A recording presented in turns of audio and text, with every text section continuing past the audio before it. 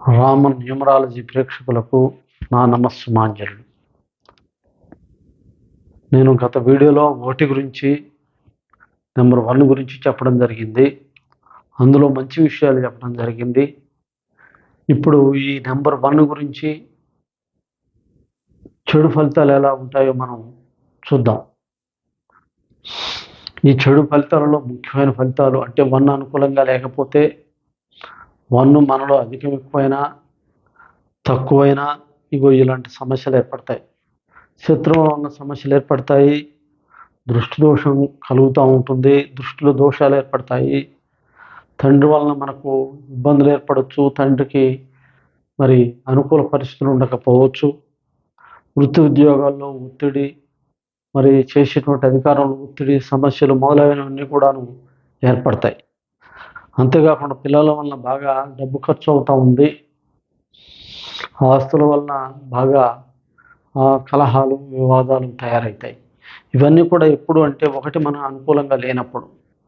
ఇక్కడ విషయం ఏమిటంటే, మనం ఏ డేట్లో పుట్టిన అన్ని మంచి డేట్లే, చెడు డేట్లు ఏం కావు. కానీ ఆ డేట్కు అనుకూలంగా మన నేమ్ సింక్ కావాలి. మన పేరు అనుకూలంగా ఉండాలి. అది నెంబర్ 1 పద్ధతి. మన నేమ్ అనుకూలంగా ఉన్నప్పుడు మనం పాజిటివ్ ఫలితాలు వస్తాయి. అయితే ఇక్కడ ఒక విషయం మనం గమనించాల్సింది ఏమిటంటే, అది ఒక్క వాస్తు ఎంట్రన్స్లో పాస్ అయితే అన్ని ఎంట్రన్స్లు పాస్ కావడం తేలికవుతుంది అన్నాం. అంటే వాస్తు ప్రకారం గుడిసైనా పర్వాలేదు, తర్వాత డాబా అయినా పర్వాలేదు, ఎలాంటి గృహమైనా వాస్తురీత్యా ఉండాలి.